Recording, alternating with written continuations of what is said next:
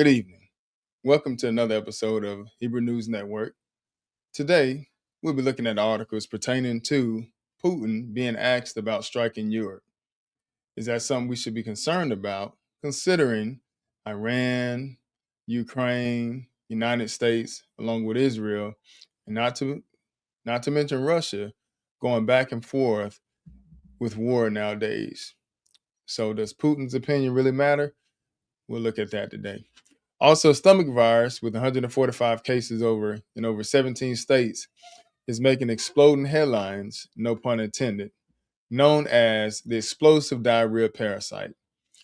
Is that something we should be concerned about, or is it just something we should be accustomed to? Virus is coming and going, pestilence coming and going as we approach the end of the world. Also, in other news, the United States Supreme Court upholds transgender sports bans in schools. Should the government step in against it or leave it to athletic conferences? So that's a very touchy subject. The United States Supreme Court has banned transgender and female sports in schools, specifically speaking. And the question really is, should the federal government be getting involved in local matters as far as states are concerned, or is it that the little brother is not able to conduct himself accordingly and he needs oversight? Also, the false prophet of the week, Donnie McClurkin, he has a somewhat of a vision of the rapture. Now, we'll be looking at that to not necessarily dissect it, but once again, he is the false prophet of the week, because if you know anything about the Bible, anything about the word, there is no rapture. You will not be getting left behind. So we'll definitely be taking a look at that as well. Also, and good evening, Jerry. The title of today's particular segment is called A Nation Not Desired. And the scripture for today will be Zephaniah 2, verses 1 through 3. Reason being, I wanted to look at that specifically, speaking of a nation not desired, is because lately there have been, over the past, since end of 2025, 3 hangings of Black people and young people at that. So is that something we need to be worried about, or is it just suicide? Also, another question to add to that is, when do you know of Black people being known to commit suicide at a high rate? That's not something that's pretty common in the Black family, pertaining to hangings and things of that sort. Probably other types of ways they can do it or might have done it, but as far as hanging themselves, yeah, I think that's a hard pill to swallow. All right, so let's go and get into it. First thing we'll be looking at is, like we first started off, pertaining to Putin. Asked him about, he was asked about striking Europe, and let's see what he had to say about that. It's an article. It's not a video for this. It is an article, so I'll just go and read that. Brother Jerry, thanks for tuning in. I hope you're doing okay this evening. All right. This particular article comes from Hal Turner Radio, and it says Putin asked about striking Europe. And I really wanted to highlight this because at the end of the day, when you look at a country that's been around as long as Russia, along with Iran and China and stuff like that, definitely want to pay attention to what they have to say, considering that they are major players in the end, when the Lord returns. So they have capabilities beyond, I'm sure, what we can imagine, because just think about the time frame that they had to build up the stockpile. Russian President Vladimir Putin was asked about a potential strike against Europe, and here's what he says. If heaven forbid it comes to some sort of strike, Europe has no missile attack early warning system. They are defenseless. Instead of minimizing victims, casualties could potentially escalate indefinitely. And like I said, I wanted to point this one out because he's definitely talking that talk. Definitely talking that talk. The Europeans must also consider if those with whom we engage in such conflicts cease to exist. Will the Americans even participate in the conflict at the level of strategic nuclear weapons or not? I have serious doubts about it.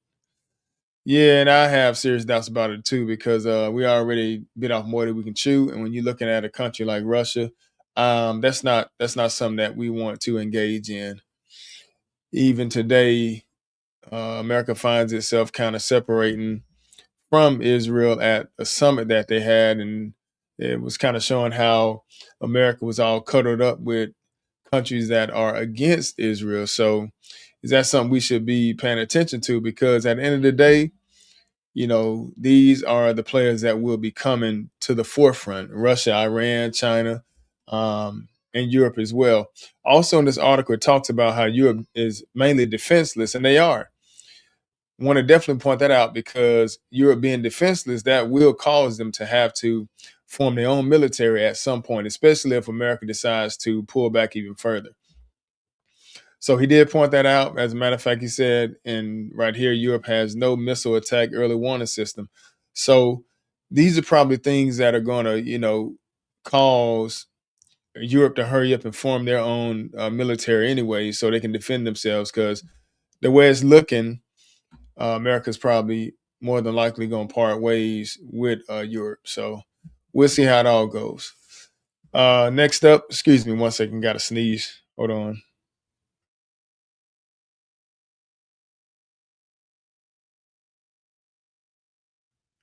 All right.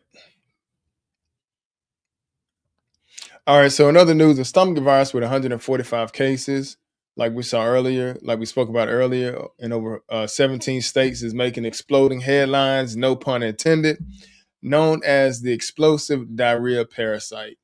So, let's take a look at that. Give me one second here. And like I said, is it something we should be concerned about? Or is this just the norm? Is this just the norm, having to worry about different viruses and things like that? All right. Explosive diarrhea parasitic sickens 700 in Michigan, hospitalizes at least 20 nationwide. Health officials are investigating multiple clusters of cyclosporiasis, a parasitic illness that causes explosive diarrhea. Here are symptoms to watch for. Look, explosive diarrhea, that's the last thing I need. But let's see how it travels or how it's contagious, if it's contagious, right? Cyclosporiasis is a nasty parasitic infection that causes bouts of explosive, watery diarrhea, has sickened hundreds of people in Michigan and other parts of the United States. Cases of the gastrointestinal illness caused by a microscopic parasite that spreads through contaminated food have been on the rise in over a dozen states since May, according to the U.S. Center for Disease Control and Prevention.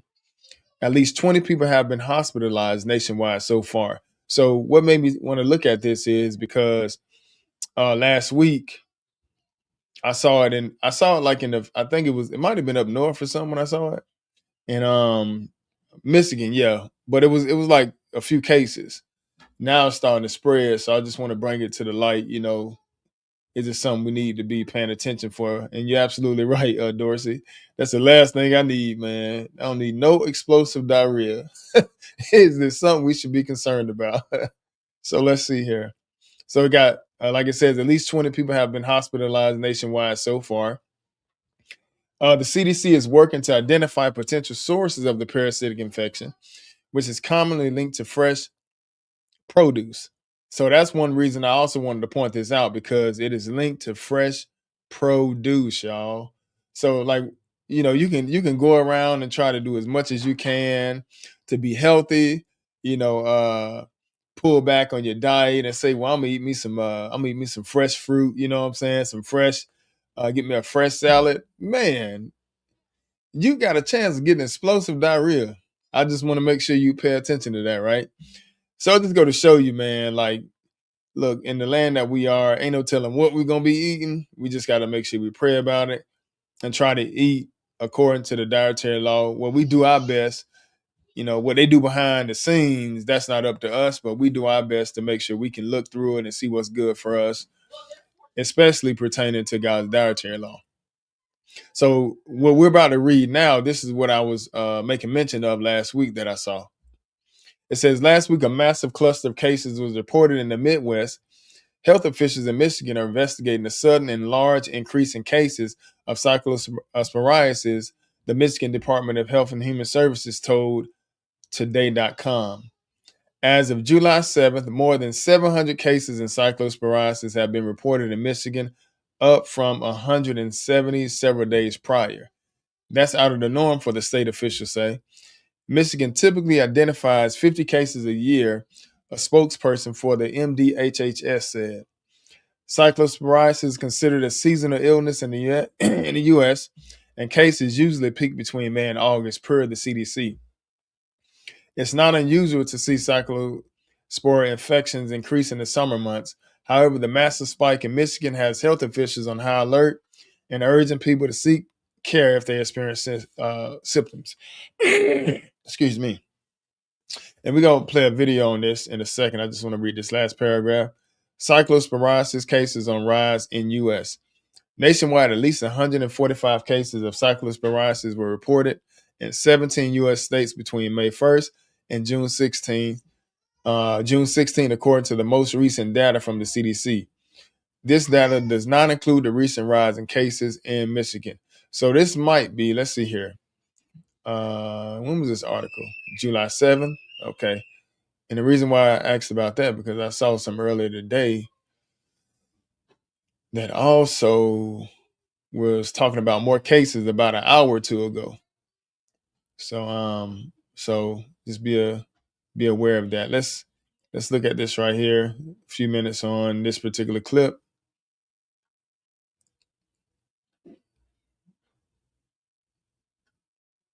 Let's see here.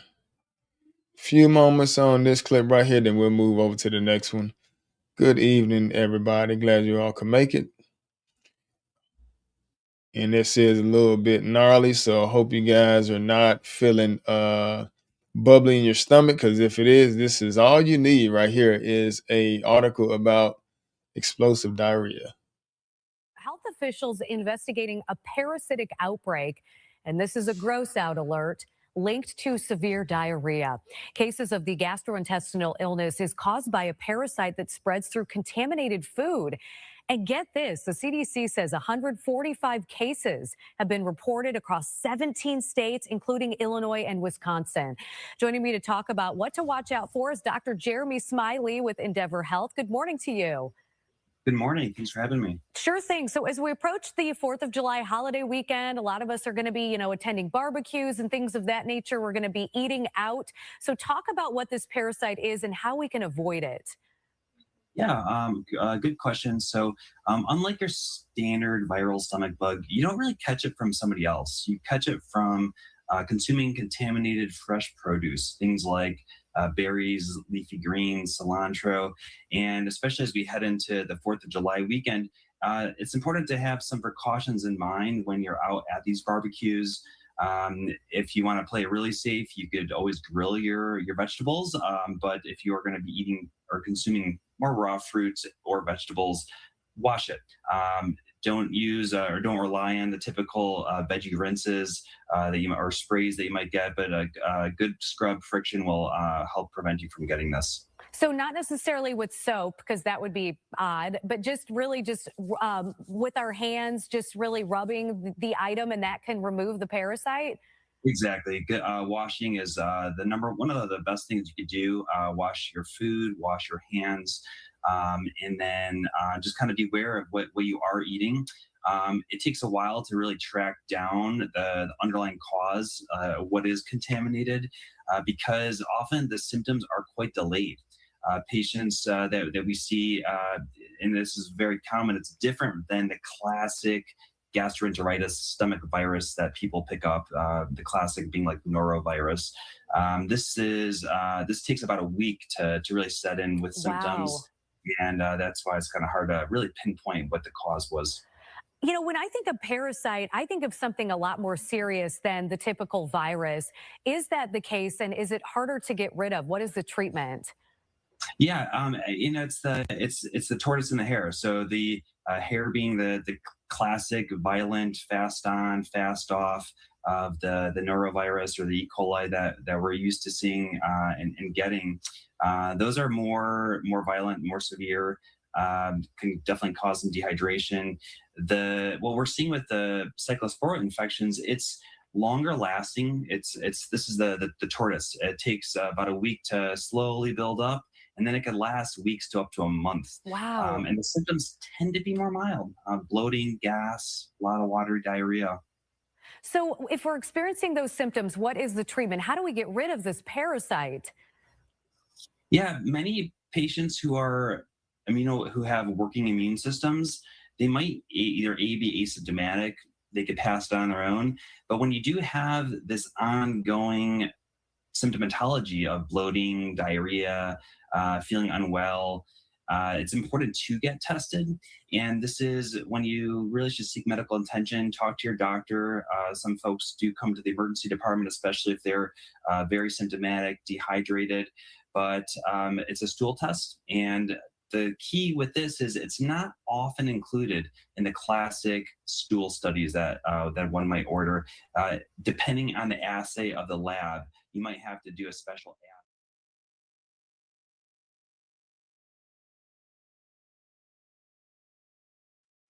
All right, so that's enough on that. Like I say, is it something we should be concerned about? Because it seemed like one thing goes away and something else comes up. So maybe we just in that time, but just pay attention. That's all. I'm gonna try to keep an eye on it and see how it goes over the next week or so.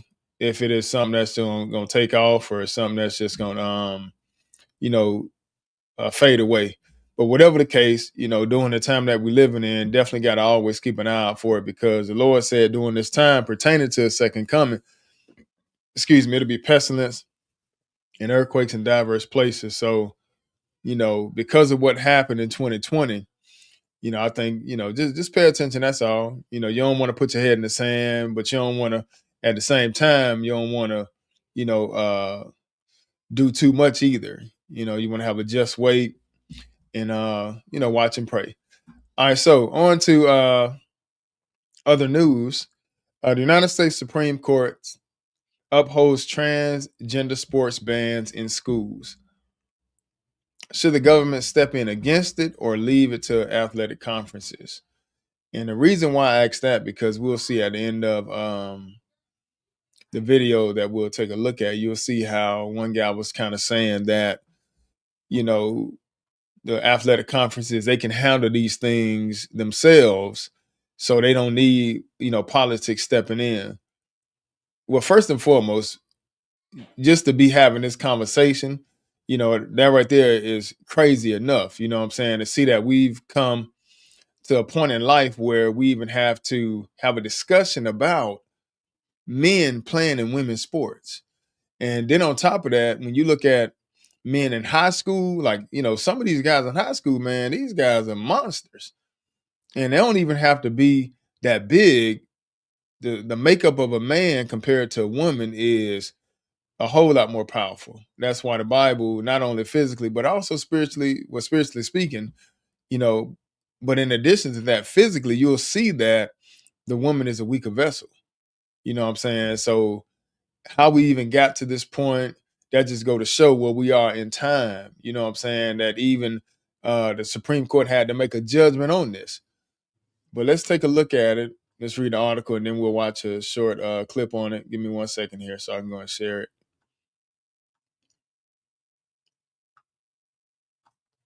All right. United States Supreme Court upholds transgender sports ban.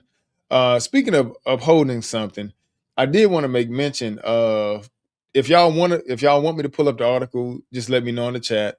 If you don't, then we'll just keep it moving.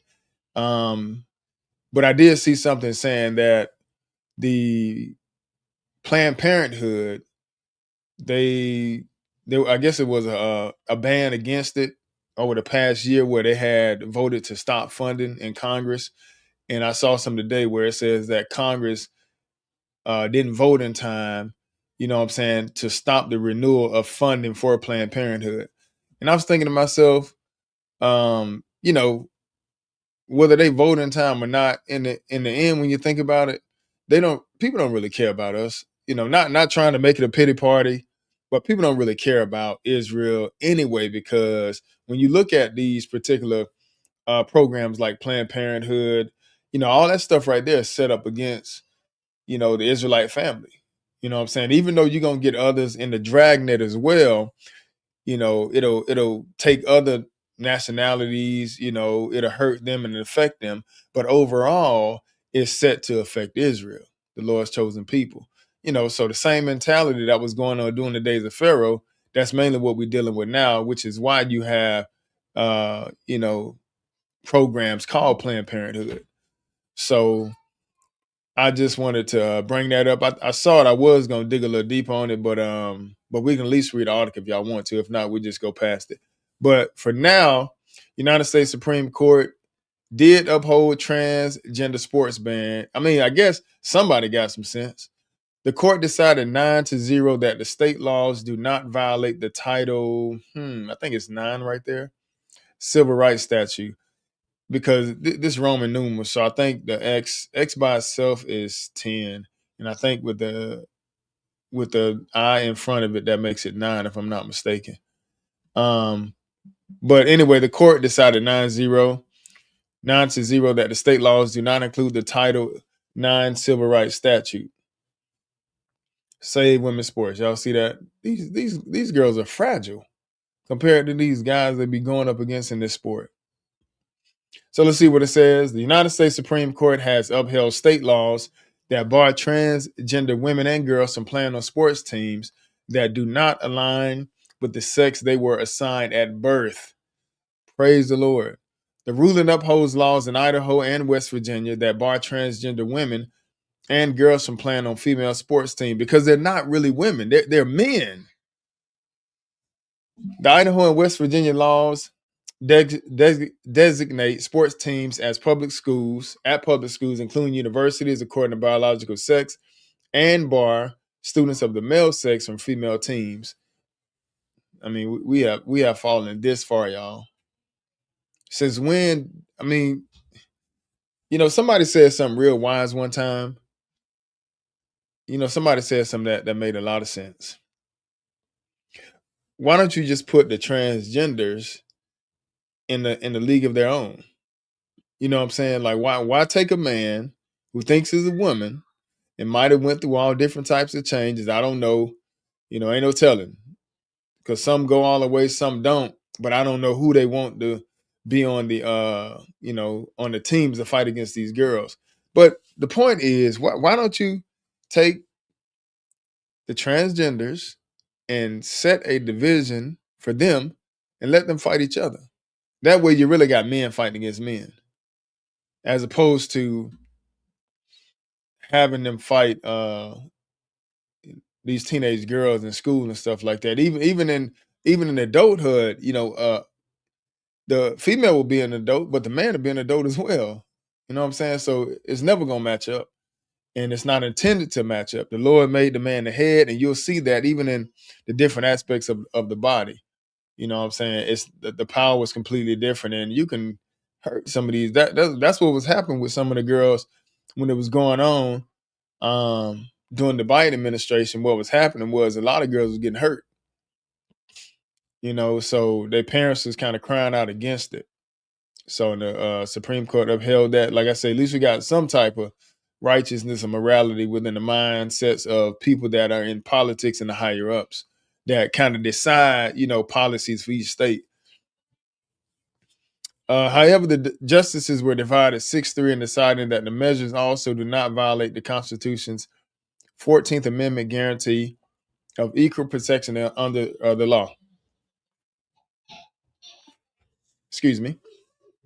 Consistent with Title IX and the equal protection case, we hold that the states may maintain women's and girls' sports for biological females. They may determine eligibility for women and girls' sports based on biological sex. The Constitution and Title IX do not require an overhaul of women's and girls' sports throughout America. Conservative Justice Brett Kavanaugh wrote for the majority. More than 24 other Republican-led states have adopted bans on female transgender athletes.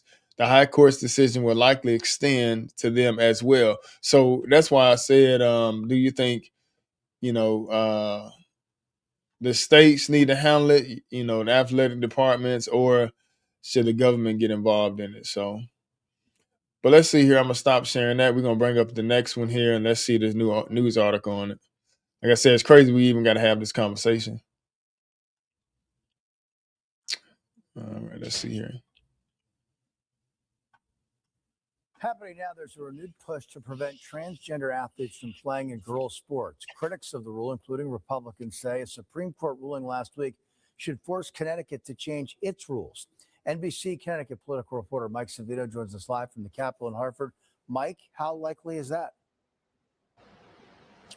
Well, Kevin, a lawsuit against the Connecticut Interscholastic Athletic Conference is not directly tied to that Supreme Court ruling, but some of the parties involved are hopeful that it means good things for their lawsuit against the CIAC's policy. And they're backed by Republicans who say if they need to, they're willing to vote on a state law saying transgender athletes cannot play in girls' sports. But Governor Ned Lamont says this really is an issue that should be left up to the local leagues.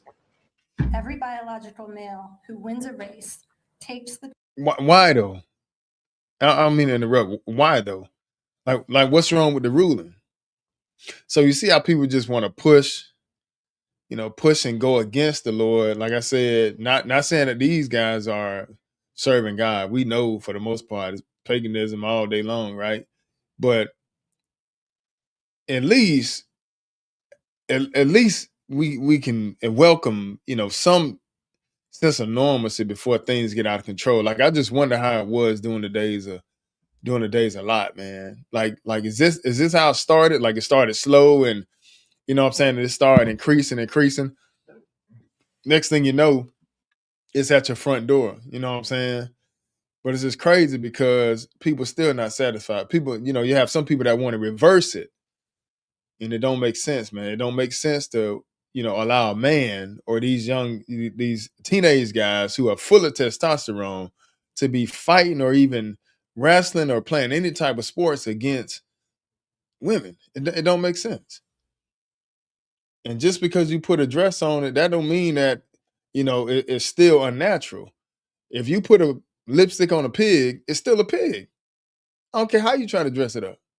So likewise, in this case right here, what these individuals were born as, that's exactly what they are. If they were born a male, they're still a male.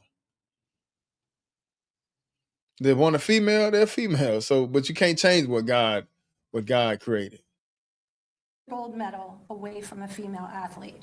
Christy Mitchell says the Supreme Court got it right when it ruled states can keep transgender athletes out of girls' sports. Her daughter, Chelsea, is one of 4 girls suing the CIAC for allowing high school athletes in Connecticut to play based on gender identity.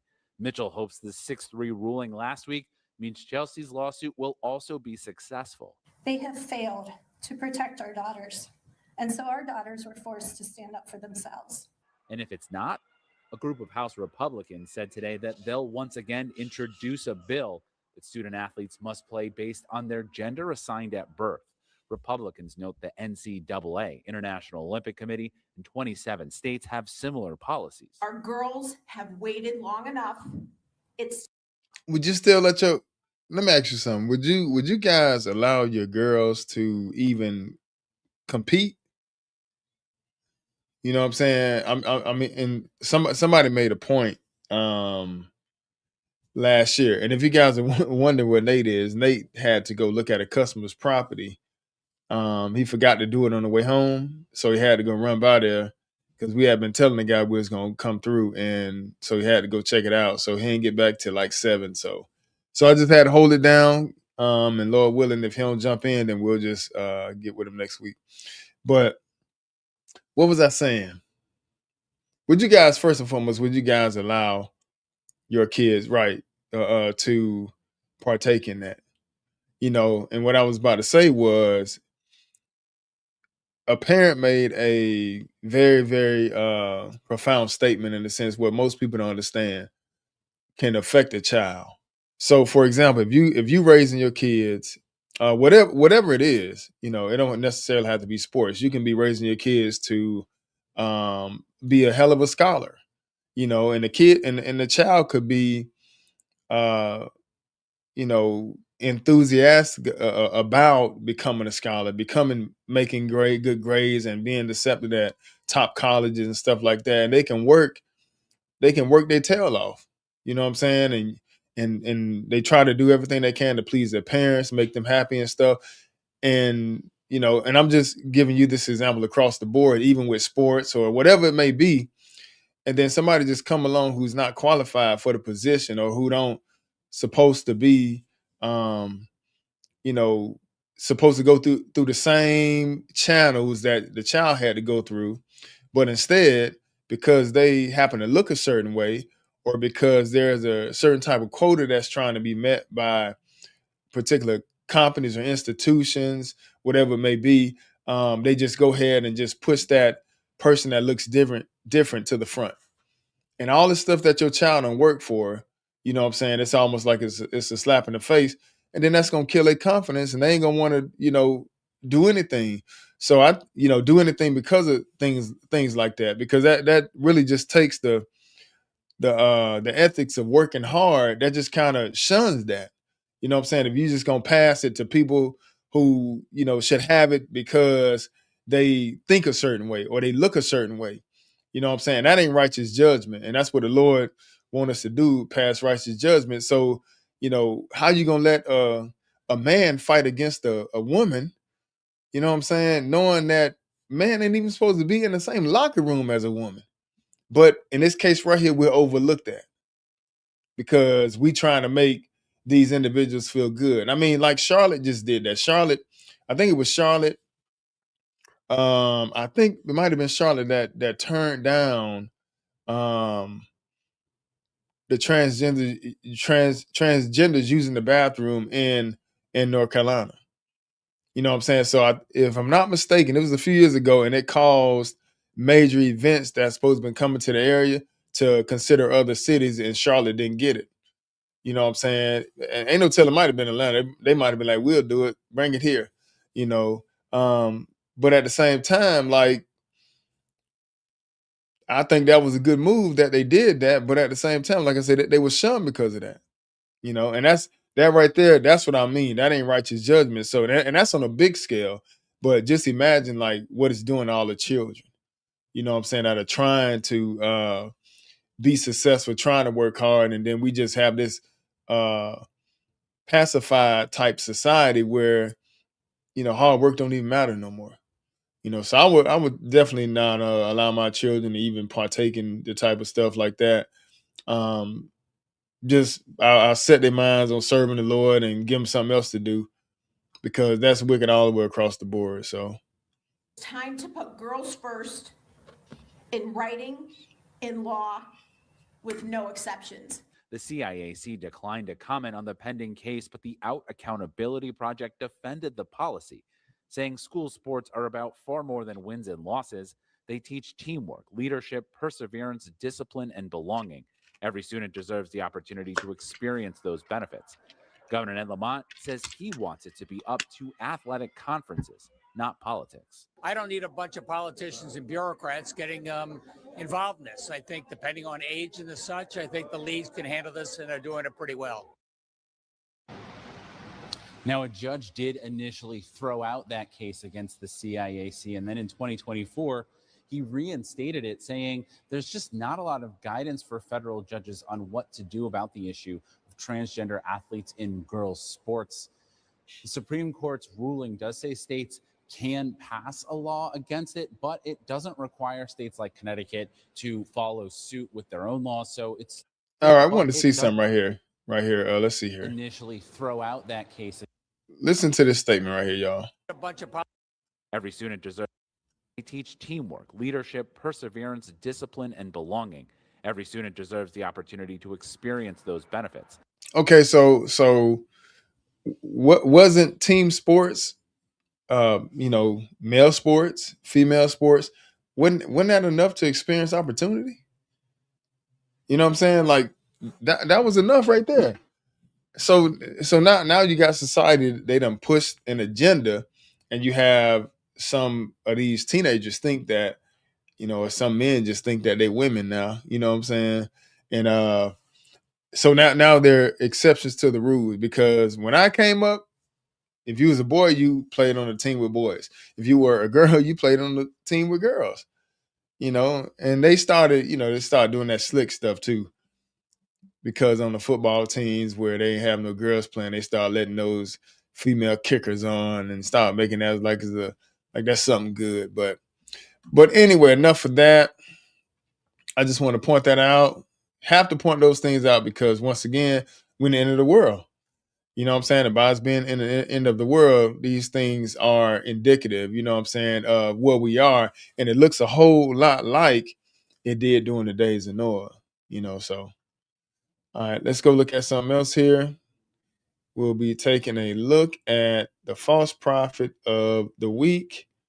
And it is absolutely Donnie McClurkin. Said that he had a vision. And in his vision, it was a rapture, y'all. Look, that's a problem right there. Man. But he gonna say some things that you can kind of tell he done seen it in the Bible before. But that's how Satan works, man. He'll take the word of God, which is the truth, right? And he'll sprinkle it with lies. You know what I'm saying? Like, for example, the lie right out the gate is there's no rapture. You know what I'm saying? But at the same time, the Lord coming back, and the Lord showed, from what Donnie McClurkin is saying, the Lord showed him some destruction. Well, guess what? It's gonna be some destruction. But at the same time, it ain't gonna be no rapture. You know what I'm saying? So, like I say, Satan, he'll take he'll take some truth and mix it with some lies and stuff like that, and that's what the Lord was warning us about that leaven. You know what I'm saying? We don't need you to add nothing to it. We don't need you to take nothing from it. We gonna deal with it raw and uncut. All right, so let's look at this right here. See what he got to say. I'm trying to see a good point to start it at. I think the 3-minute mark is good. And we're going to go to about the 7-minute mark. Dogmatic religious stances. This message was for Donnie McClurkin. This was because he needs to be right. My dears, Donnie McClurkin, you, all of us need to be right. All of us need to be right. And when people that have no real connection with God officially ride on the back of a vision that God gave me as though they saw the same thing, it's a sure sign that they're not ready and that they're not in the place of true relationship with God. Because it's not to point our fingers at anyone, it's to let us all know that we all have to make sure that we're prepared for the return of Jesus Christ by doing the work of the kingdom. By doing the work of the kingdom. I appreciate Pastor Marcus Rogers, and I know that was a confirmation that he was up about the same time that I was. And I know that was a confirmation. And we've got to put all these differences aside, because if there's infighting amongst us, then we're sure to be left behind. God wants us with a heart that is so absolutely loving to prepare ourselves for his return, to do the work of the kingdom, to obey him, not to try to bring any compromise into our lives, not to try to incorporate sin with salvation. He wants us, he's begging us. Get it right before the coming, because after the coming, it'll be too late. Grace is gone. Grace will be gone. And the horrors that will happen afterwards are inexplicable. I can't even explain it. At the end of the dream, once I told the commentator that I know we've been left behind. The commentator looked at me and said, Donnie, the rapture's come. It's happened. And I said, I know. I was hurt. I was embarrassed. I was distraught. I can't even express the feelings that I had in the dream. That I can still feel the sensations now. And he said, that means we've been left behind. And all I could look at him and say is, I know. And then I went outside in the chaos outside on the streets. And I had to calculate and I had to start to think that in a few days, if not sooner, the physically as well as spiritually, and the mark of the beast will be instituted, and all housing and all banking and all sustenance would be based on who has the mark. And I started thinking, what am I going to do? Where am I going to live?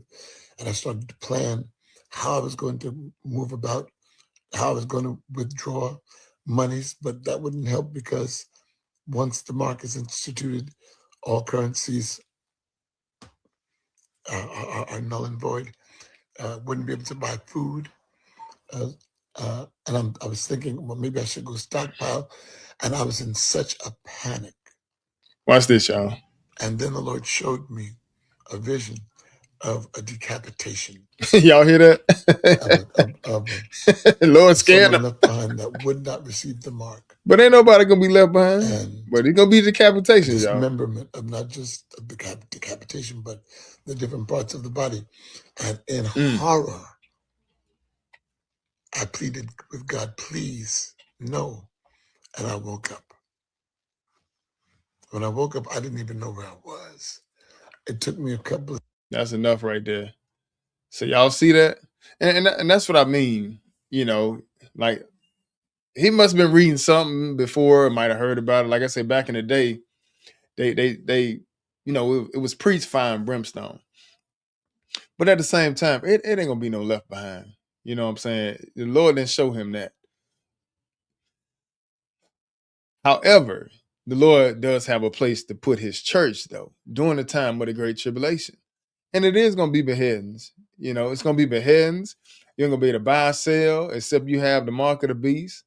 You know what I'm saying? But at the same time, the one that, like I say, the things that kill, the thing that kill it and put him, you know, up as a false prophet of the week was that you talking about a rapture.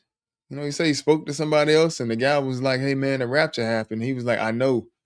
Bro, there is no rapture. You know, like he made a statement as if like it's gonna be a rapture. Then after that, you know, the ones that are here, it's gonna be terrible, horrifying. You know what I'm saying? And that right there, that's not biblical. But you got to be mindful of everything, especially people that are considered to be preachers. You definitely got to be mindful of those because those are the most dangerous ones.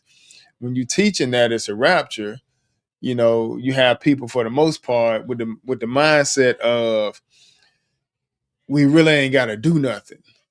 Just wait for the Lord to get back. He gonna, you know, just keep on living. When the Lord get back, it's certain ones that's gonna be raptured off, and certain gonna be left behind, and that's where they get that from.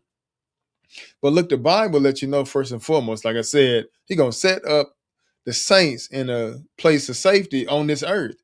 But he also let you know that pray. He tell you to pray that you're worthy to escape all these things that's gonna come. So, for example, you know, not only are we gonna pray and ask God to have mercy, still we gonna be trying to live right as much as possible.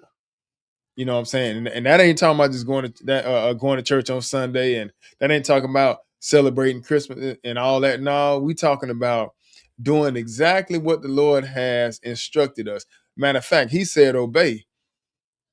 He said the Lord wants us to love him with all our heart and obey. Obey what? Obey you talking out the side of your mouth? You know what I'm saying? You just yapping? Because the obedience that the Lord wants from us is to obey his law. You know what I'm saying? And that those are the works that you could put in where the Lord can possibly say, well, you know, hey, brother, hey, sister, you've been doing this, you've been doing that. You are well worthy of escaping what's coming on earth. And allow us get to the place, allow those to get to the place of safety. So, you know, that right there just kind of take the responsibility away from what we have to do. as saints. But thank God he gave us understanding. Let's move on to the next one here, and we're almost done. This right here is kind of in line with, more so in line with what the title of today's segment is titled. My chair just slides down on its own, y'all, and I just bought this thing. I want to send it back because I don't know how to tighten it.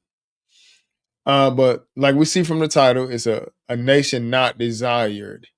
What made me think about that is definitely these hangings and stuff, that's been going on lately. I don't know if people are paying attention to it. I don't know if it got to be like a epidemic of hangings or however you want to call it. Like if it has to be 1,000 of them things to just be taking place every other day or every, 3 or 4 days or, whatever it take, it shouldn't take that much for it to get the media's attention, for them to be making noise about this. So I'm just bringing up how, let's see here. Let's see if I can get the date. September 15th, Trey Reed was found hung. Let's see here. Tania Miller, she was found hung, I believe, recently, last month. And we're gonna read over all three of these and also look at a short video on it. But also a 16-year-old girl from Charlotte, North Carolina, she was found hung from a tree in a church parking lot. So my question is, are these right here just happen to be coincidental, or all these people hanging themselves? And that's what the media is saying, that they're hanging themselves, but we're not gonna really get that much investigation into things like this when it come to Israelites. That's just what it is. We're not valued like the world. And just with different things that have happened to us, and not trying to make it a pity party, none of that, but just thinking about these three individuals, how they just swept up under the rug as if it ain't nothing important. You know what I'm saying? So just wanted to point it out. Like I said, I ain't trying to make it seem like not making anything about race and nothing like that, but at the same time, what is going on with all these different things that are taking place? So this is the first one that I heard about last September, and I don't think none came with it. So let's just read it. Tree hanging death at Delta State University raises dread of Mississippi's past lynchings. A black freshman apparent suicide on campus is one of the least 9 black men who have been found hanging from trees since 2000. Southern trees bear strange fruit. Let's get to I don't want to read all that right there. I just want to get to, what's the name? To what happened. In the heart of Mississippi farmland, where cotton plantations once drove the slave economy, the recent news of a black student found hanged from a tree on the campus of Delta State University evoked stark images of the state's post-Civil War history of public lynchings. The September 15th death of 21-year-old DeMar Travion, known as Trey Reed, has been ruled a suicide by local officials. But Reed's mother, Sophia, and other family members dispute that finding. They, along with community members, claimed at a rally on campus October 18th that Reed's body showed signs of physical injuries that could not have been self-inflicted. The results of a second independent autopsy requested by the family and paid for by outside foundation have not been publicly released. Trey Reed was lynched right here just over a month ago. Crystal Muhammad, national chair of the New Black Panther, said at the rally, the NBPP is not connected with the Black Panther Party of the 1960s. We're here for justice for Trey Reed. Since 2000, in addition to Reed, at least 8 black men have been found hanging from trees in Mississippi, according to a review of past news stories. All of the deaths were ruled suicides. And that's what I mean, y'all. That's what I'm asking. Like, that's what I mean when I say a nation not desired, because, you could just throw that up under the rug and it could just keep happening. Won't nobody dig no deeper. Won't nobody really get into it. but the Lord knows though. But at the same time, these are somebody's family members, you know, somebody children, you know what I'm saying? So ain't no telling what's going on. I know one thing, man, you definitely got to keep your head on the swivel nowadays. Mississippi and the South deadly racism inspired the pro hold on, deadly racism inspired the protest lyrics of Strange Fruit. I did not want to read all that. I just wanted to see what happened to this young man. Don't want to get off into all the poems and all that type of stuff. Let's see here.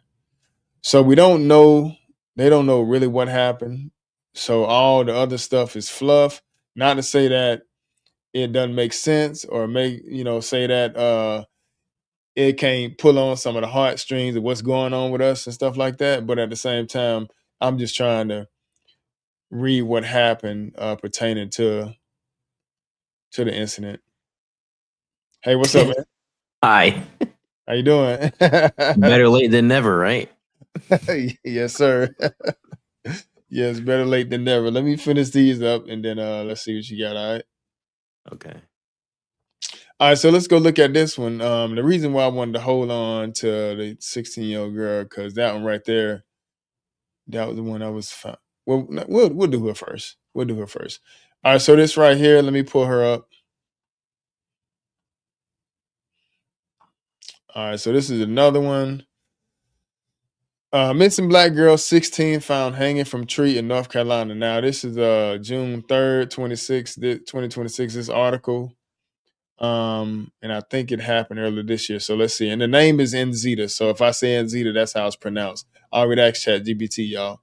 Charlotte, North Carolina, 16-year-old black girl who had been missing since late April has been found dead hanging from a tree, according to police and media reports.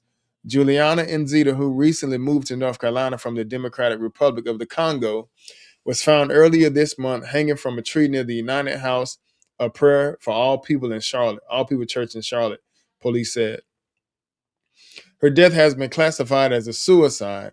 Authorities said Nzita was reported missing on April 28th, according to the North Carolina Beat, an independent local news outlet. Her family searched for her while online posts and tips spread across the social media. Area resident Kenneth Talbert said he was near the church on May 8th when he spotted what appeared to be the body of a teenage girl hanging from a tree, the outlet reported. Talbert said he alerted church members and police. Talbot reportedly provided video footage showing a small blue chair under a tree and a rope above with the girl's feet still close to the ground. A church member reportedly said the area had been checked the day before and saw nothing unusual. Charlotte Mecklenburg Police Department records confirming Zeta was pronounced dead at 12:40 p.m. on May 8th. The report documented the location and initial findings. Investigators said they received no response from Nzita's family when contacted. The church reportedly released no public statement. So that's another one out there that is mainly just unsolved. Mainly just unsolved. So let's see here. Let me stop sharing that and let's go to the last one here. And this right here is the most recent one. So this is the most recent one. So y'all think this is just a coincidence, or you know what I'm saying? Or is time getting that hard where they just hanging themselves? You know, and I'm asking because I don't know, Israel don't really do stuff like that. You know what I'm saying? Oh, Drew. Drew. He's happy. That's what's up. Yeah, but this ain't something that, Israel is known for doing, y'all. So let's see here. Let's see here. All right, so I am sharing that. So I'm just going to read this right here. Tania Miller death investigation in Miami. What we know, and this is June 27, 2026, y'all. So that's less than a month ago. It's probably like a week or two, if that. Investigating claimed that black woman Tania Miller was lynched in Miami ahead of Juneteenth. Social media post claims that Tania Miller, a 27-year-old black woman, was found lynched from a tree after traveling to Miami to celebrate Juneteenth. You know, like I said in a comment section earlier, it seems like it's always something negative that happens with these pagan holidays.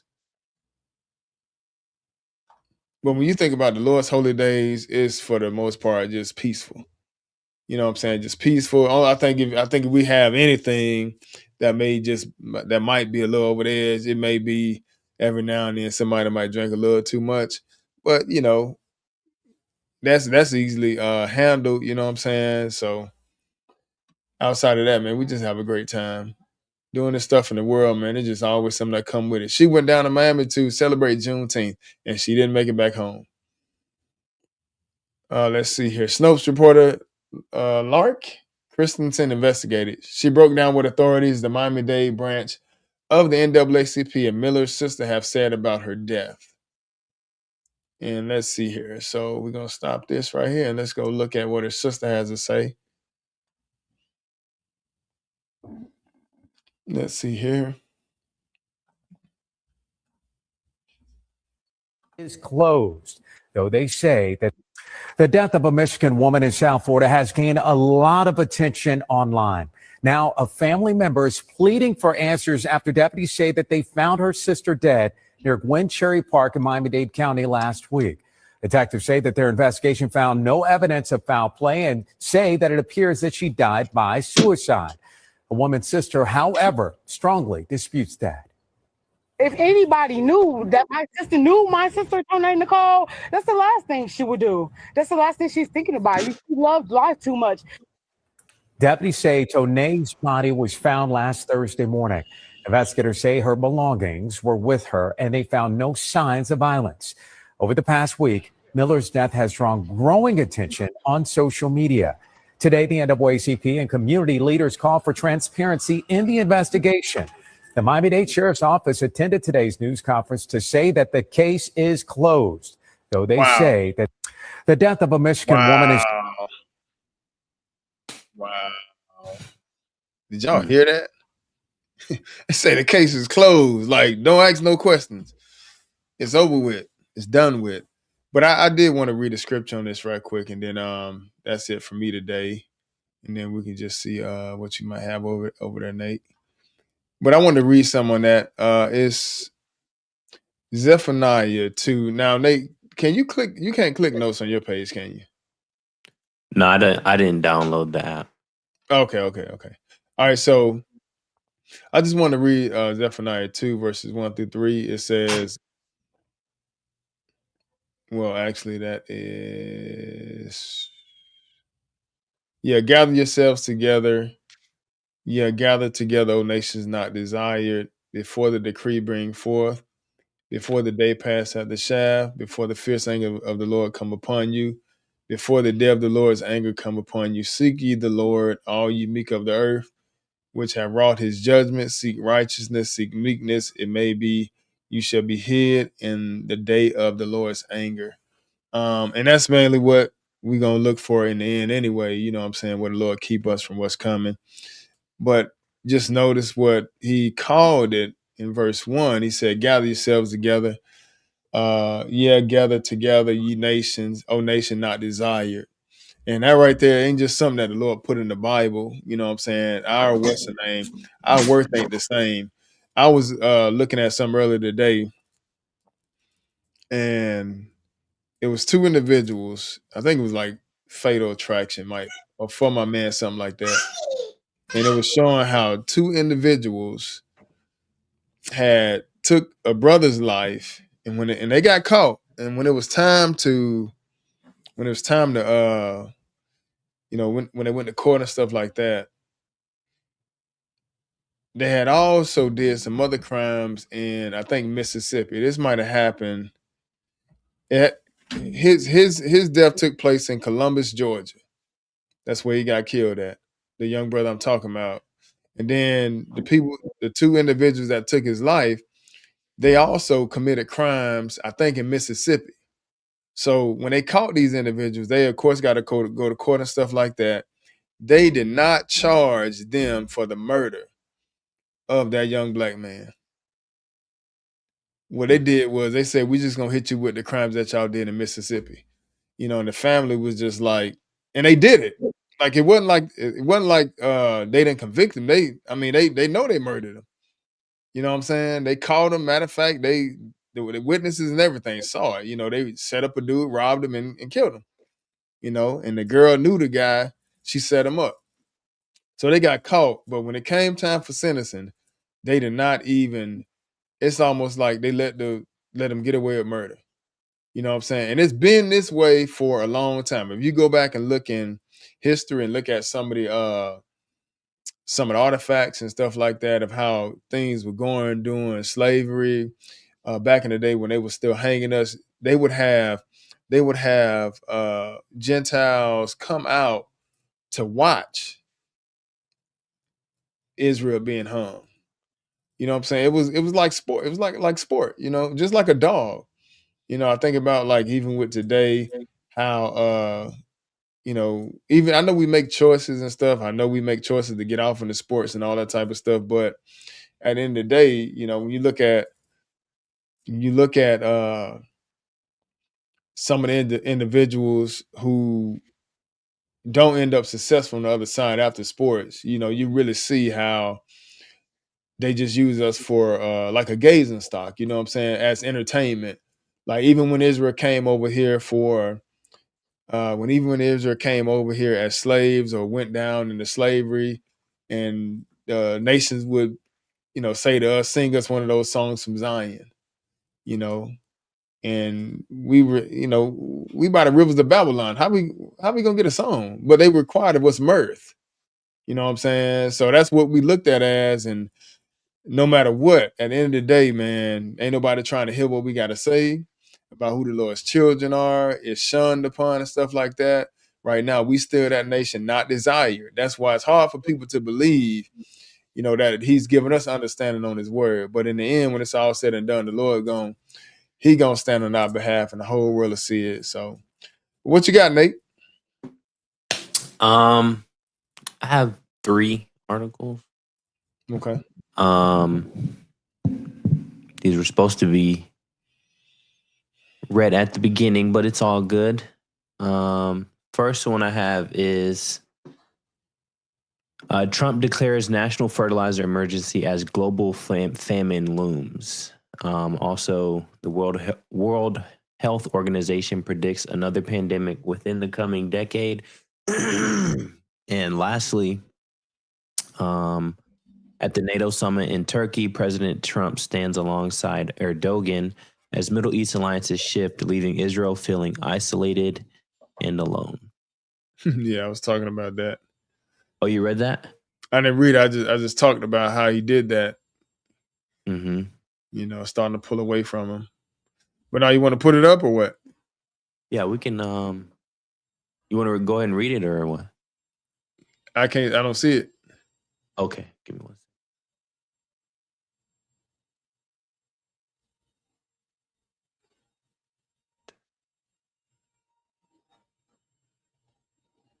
Hope everyone is doing okay.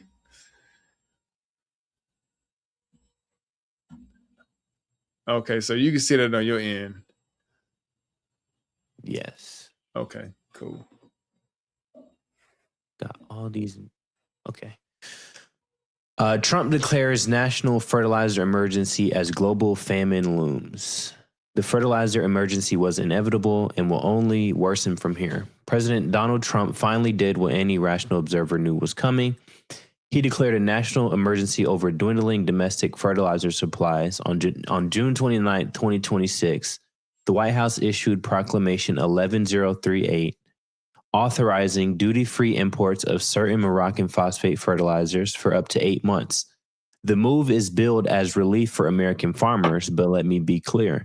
This emergency declaration is a belated admission that our leaders ignored basic supply chain realities. The famine is already baked in, and tariff relief on Moroccan phosphate is just a Band-Aid. I have been warning for months that the war with Iran would choke off critical fertilizer inputs. As I wrote in April, the closure of the Strait of Hormuz has already cut off the flow of fertilizer to the world's most vulnerable nations, and the food system is now collapsing in slow motion. I predicted that by the end of 2027, millions would starve. Now, Trump's own proclamation confirms that the crisis is real, but it does nothing to address the root cause, a war that closed the Persian Gulf to essential shipping. The emergency declaration is too little, too late. Mm. What the proclamation really says, and well, what I really wanted to read was this part of it. The engineered famine, why 2027 will be catastrophic. This famine is not an accident. It is being engineered by war and policy failures. The blockage of the Strait of Hormuz has halted shipments of critical agricultural inputs, and nations like Bangladesh, Somalia, India, and Egypt will be hit hardest. In the United States, we may not see mass starvation, but we will experience severe food price spikes and food scarcity. The government's CPI hides food and fuel inflation, as I have documented repeatedly, so the government will try to hide rising food prices from the public. President Trump will probably rip a page right out of the Democrats' playbook. And start blaming grocery stores for rising food prices at retail. Anyone paying attention knew this was coming. I have written that the closure of the strait has already cut off fertilizer to vulnerable regions and that the food system is collapsing. Meanwhile, global food prices are rising rapidly. The average price of food in the United States increased by 3.1% in the 12 months ending February 2026. But that number is misleading. Real food inflation is far higher when you factor in equivalent portions, as many food products are engaged in shrinkflation to hide the rising cost for the same quantity of food. The engineered famine is already underway. Wow. So, speaking of that, man, I saw something on here. I'm trying to find it. I don't know if you saw it, but they were saying Buc-ee's in Melissa, Texas. Let's see here. Buc-ee's in Melissa, Texas was running out of fuel. running out of fuel. Yeah, To they be had fair, shut. Buc-ee's is always packed all the time. No, they shut the pumps off. They Makes said it- they didn't have it. They're running out because of what was going on. You know how Mhm. how the fertilizer is running short. Uh-huh. But yeah, they definitely be packed. But they were saying it because they couldn't get no fuel. Mm. Yeah, Yeah. in Melissa, Texas. I'm trying to find it. But No yeah, man. fertilizer means no food. Yeah, man, that's crazy. I Yeah. mean, but it gotta happen though. You know, the crazy thing about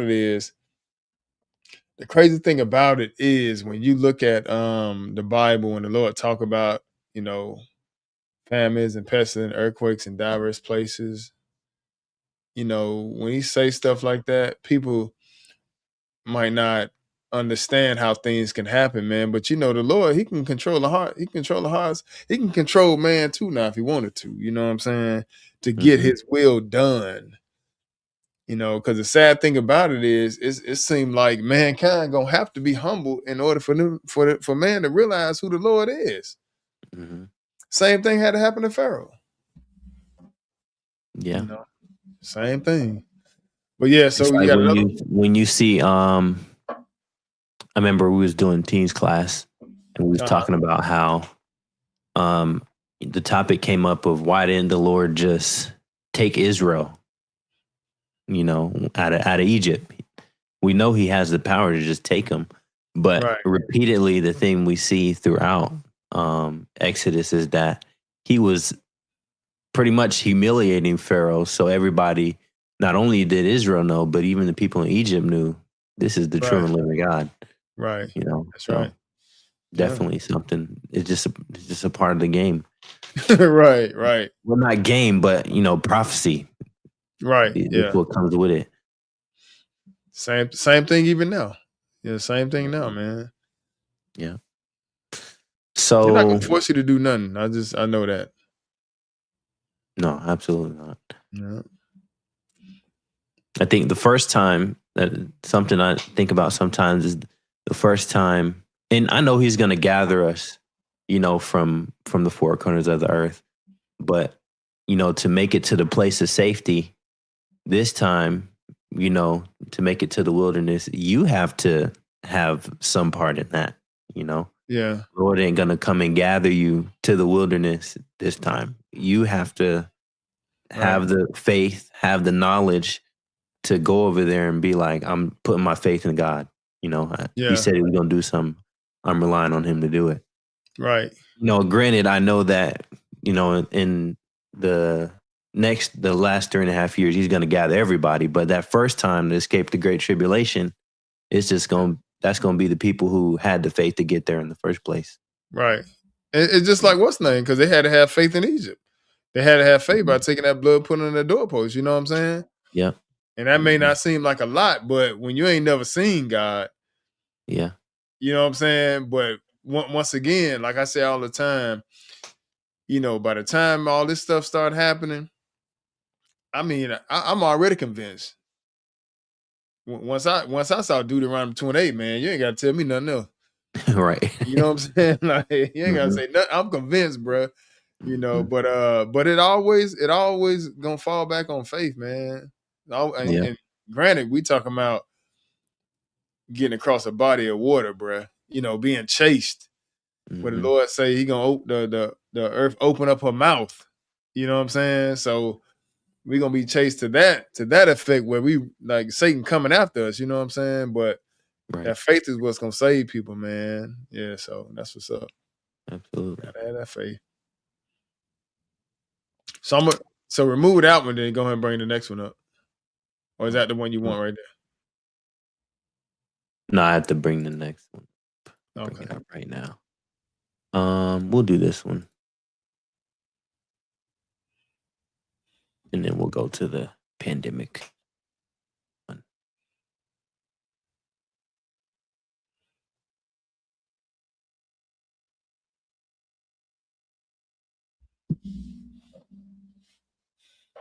So it's up. Okay, you ready? Mm-hmm. All right. So in case y'all haven't noticed, anytime we have an article from Now the End Begins, there is some fluff in there that would kind of skip past. They like to put their scriptures and stuff in there. But this is something that actually did happen. It says, at the NATO summit in Turkey, President Trump stands alongside Erdogan as Middle East alliances shift, leaving Israel feeling isolated and alone. Donald Trump is in Turkey for the NATO summit in Ankara, and that makes the whole scene far more significant than a routine diplomatic photo op. He is standing in Ankara at the center of the Western military alliance, being warmly received by the enemy of Israel, Recep Tayyip Erdogan, while NATO gathers to discuss defense spending, weapons production, Ukraine, and the future of global military power. This is not merely Trump visiting a foreign leader. This is Trump under the NATO banner, beneath the Turkish crescent and star, surrounded by soldiers, jets, smoke trails, and the unmistakable theater of state power. Wow. Erdogan is not simply another NATO head of state. He has repeatedly positioned Turkey as a major Islamic power broker and has been one of the loudest anti-Israel voices in the alliance. Yet Trump, who has sold himself to evangelical Christians as Israel's greatest political defender, is being celebrated by a leader whose rhetoric and regional ambitions run directly against Israel's interests. The contradiction is glaring. Praise Israel in one speech, embrace Erdogan in the next, and expect Christians to call it 4D chess and the art of the deal. Nothing could be further from the truth, and give Israel's enemy F-35 fighter jets. Yikes. President Trump said he was lifting sanctions that bar the sale of certain military equipment to Turkey, potentially paving the way for the provision of advanced F-35 fighter jets. We don't want to sanction friends, Trump told reporters. Now, keep in mind, they were banned from any sales of the F-35 fighter jets because they had bought Russian missiles, right? Right. Yeah. Turkey did, yeah. Yeah. Behind the pageantry is the real issue: weapons, leverage, and power. Reports surrounding the summit have included the possibility of Turkey returning to the F-35 fighter jet program, despite Turkey being removed after purchasing Russia's S-400 missile system. Israel has reportedly raised serious concerns about what advanced American stealth fighters in Erdogan's hands could mean for the regional balance of power. So this is not just a handshake. It is a NATO summit in Turkey hosted by Erdogan, with Israel's security concerns sitting in the background while Trump plays dealmaker on the world stage. They tired of it. They tired, man. They tired of him. They tired of him, bro. There was a video. There was a video on NBC. I lost it. I might still have. There was a video on NBC. Yeah, I can't find it. It's not there. But there was a video on NBC where Trump was saying that Netanyahu is a very difficult person. He was pretty much expressing that he can't stand dealing with him almost. Yeah. But it's coming out. Yeah, it looks like I mean, that is a, like it says up here. Right here it says Turkey as a major Islamic power broker and has been one of the loudest anti-Israel voices in the alliance. So wow. Like you said, it seems like he's getting tired of it. Yeah, I mean, we could be seeing the stage being, we could now see the stage being set, for like, which would set it up for, which will make it easy for the Gentiles to go in there and take over Israel. Mm-hmm. All you gotta do is get America out of the way, or get America to get on board, without other nations and stop blocking for Israel. You know what I'm saying? Right. Because they've been kind of, protecting Israel. And in addition to that, I was reading some earlier at the beginning, how they were asking Putin, they interviewed Putin about striking Europe. Mm-hmm. And he mainly told them, first and foremost, they ain't got no military defense system. You know what I'm saying? And if we came, Europe. Oh, okay. Yeah, they got no military. He said they don't got no military defense system. They ain't got no warning system. They don't got nothing. And if they start coming against the allies of Europe, he says, I doubt that America is gonna help. So likewise, in this right here, I think America just I think the leaders in America just getting tired of the nonsense. But at the same time, like I said, America gonna have to pull back anyway. It's prophecy. Yeah, I think it's to the point where you can only ignore it for so long. Right.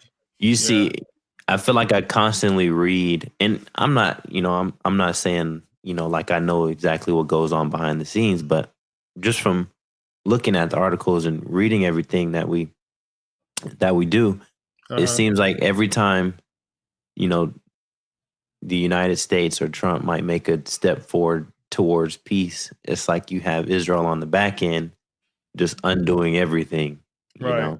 And I know it's all a part of, what has to happen, but like I said, I feel like he can only ignore it for so much longer.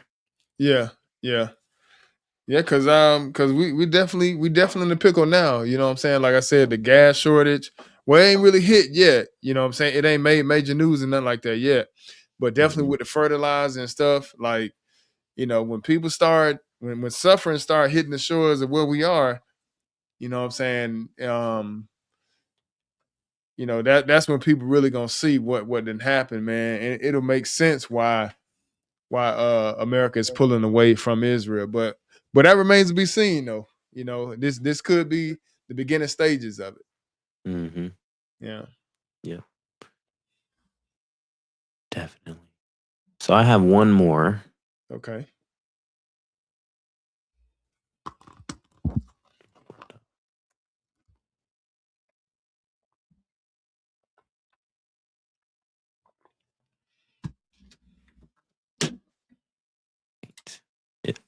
It's up there.